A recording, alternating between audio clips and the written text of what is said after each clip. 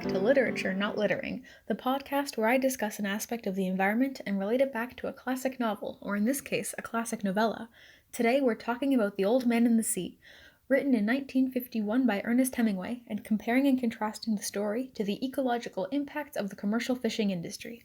To start, most commercial fishing boats use different types of nets to catch a whole lot of fish at once.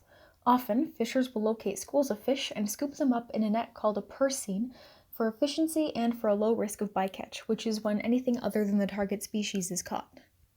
Another very common method of net use is to trawl. Trawling is when a weighted net is pulled at a certain depth under the water to catch fish while the fishing boat is moving. Unfortunately, trawling has a much higher risk of bycatch because there is no precision. Unlike the purse seine that can collect a targeted school of fish, a trawl just grabs whatever is in its way, and there's no way to monitor what is being caught without pulling up the net. Bottom trawls that drag along the bottom of the ocean, are especially harmful. Not only is there a ridiculous amount of bycatch, it causes extreme damage to the ocean floor, destroying marine plants, habitats for ocean animals, and coral reefs, which are already endangered enough as it is. There are numerous methods of catching fish that have their pros and cons, but there isn't really enough time for me to go on a tangent.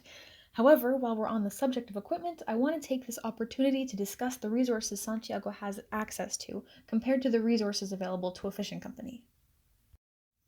Commercial fishing boats have multiple crew members. The average commercial fishing boat is around 10 to 15 meters long, so it's big enough to accommodate everyone on board, as well as having enough space for all the equipment needed. A commercial fishing boat would have all the tools for catching and killing fish as many different ways as needed. It's so much easier for a boat full of healthy people, primed and ready for fishing, to catch a lot of fish than it would be for Santiago. He's very old, he's past his prime, and he doesn't eat or drink nearly as much as he should. He's only one man working on his tiny skiff, fighting against a long string of bad luck. He has very limited tools, weapons, and water. Under normal circumstances, he would not be able to go as far or as long as a commercial fishing boat. Santiago wouldn't have the means to, for example, weather a storm the way a massive ship would.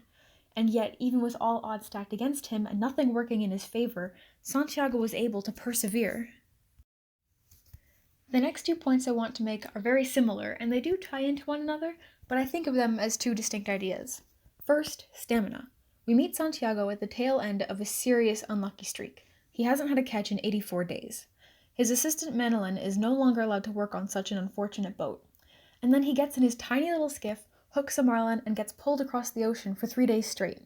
Santiago is a very humble, down-to-earth man, and he really doesn't give himself the credit he deserves. He keeps his mind off of his pains and cramps and focuses on keeping the marlin hooked, and he just keeps going. It's a massive task he's taken upon himself. This would be extremely challenging for someone who is young and strong, for someone who has help, for someone who is healthy and well-fed. Santiago is none of these things, but what he does have is stamina, determination, and resilience. But it gets better. Santiago is not just persistent, he is stubborn. He's been trying to catch a fish for 84 days, and he's not about to give up now. Here's something to think about. Would Santiago have been able to go for 3 days chasing the marlin if he was not in an unlucky streak? Would he have even held on to it?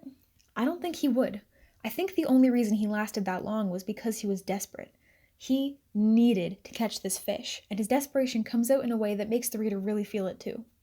If Santiago was catching fish most days with average luck, he wouldn't feel the need to hang on to this one marlin for dear life. He would probably just realize that this fish wouldn't be worth the trouble, and knowing he's likely to make plenty of other catches, just let it go.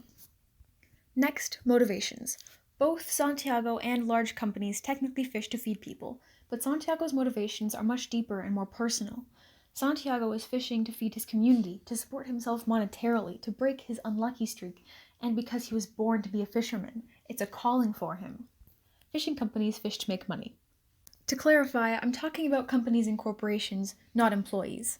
Employees are working-class people who fish to support themselves and their families. In fact, fishing company employees have much more in common with Santiago than they do with their employers. When I say fishing companies and commercial fisheries, I'm thinking of a sort of entity with business people and executives. It's not a dig at the people doing the actual work. Back to my point. Most of what commercial fishing boats catch gets shipped elsewhere. For example, about 75% of Canada's catches are exported, getting sent to the US, China, the EU, and more. Santiago's efforts are directly supporting the people around him. Before we continue, I want to thank this week's sponsor, the World Wildlife Fund. They were a huge help when researching this episode, and in return, I'm promoting their symbolic species adoption program. If you want to help an endangered species, you can make a donation that directly helps the animal you picked. Plus, you receive a stuffed toy version of your animal along with an adoption certificate and a gift box. This is a really fun and interactive way to help out an animal in need, and I encourage you to check it out. Visit gifts.worldwildlife.org for more information. Now back to the show. It's really difficult to humanely kill fish. Animal welfare groups have discussed multiple ways of slaughtering fish, some of which are more humane than others, and how to most effectively and painlessly make the kill. The most humane method, according to the European Food Safety Authority, is percussive stunning and spiking. Now, in The Old Man in the Sea, this is exactly how we see Santiago kill his catches. He bludgeons them for a quick and painless death. This shows the reader how much love he has for the ocean. He respects all the fish he catches, whether they're for food or bait, and he grants them the dignity of the most humane death he can give them. Let's compare this to how commercial fisheries kill their fish. The most common method of catching fish is to use nets, scooping or dredging, to catch huge volumes of fish at a time. It would obviously be super impractical and time-consuming to individually stun or spike each fish that gets caught in a net. So typically, fish die of asphyxiation in oxygen or die when they get gutted. These methods cause unnecessary suffering for the fish and aren't considered to be humane. A big problem with the fishing industry is overfishing, which is when so many fish are taken out of their natural habitat and killed, the entire ecosystem suffers for it. It can severely damage the health and long-term sustainability of the ecosystem and marine life.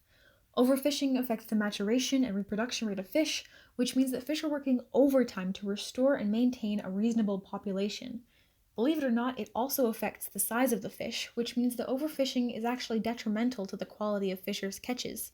Large fishing companies overfish and end up using resources that smaller independent fisheries rely on as their only source of food and income. It's not a perfect relation, but Santiago's bad luck is almost exactly what individual fishers face regularly, albeit for different reasons: catching very few or no fish, having nothing to feed the community, and making very little money. The last thing I want to discuss is the pollution that commercial fishing causes. Did you know that just under half of all ocean pollution is discarded fishing materials? It consists of old nets, fishing line, and traps that don't get thrown away properly. It's called ghost fishing gear because it's so difficult to see. So much marine life is killed or damaged because of it. Fish and ocean mammals get tangled up or choke on it, and plant life can get completely buried. When I was researching this episode, I made sure to keep The Old Man in the Sea at the front of my mind so I could connect everything together, and I just kept asking myself, what would Santiago think of this? He loves the ocean so much. He considers it to be a companion. The fish and birds are his brothers and friends.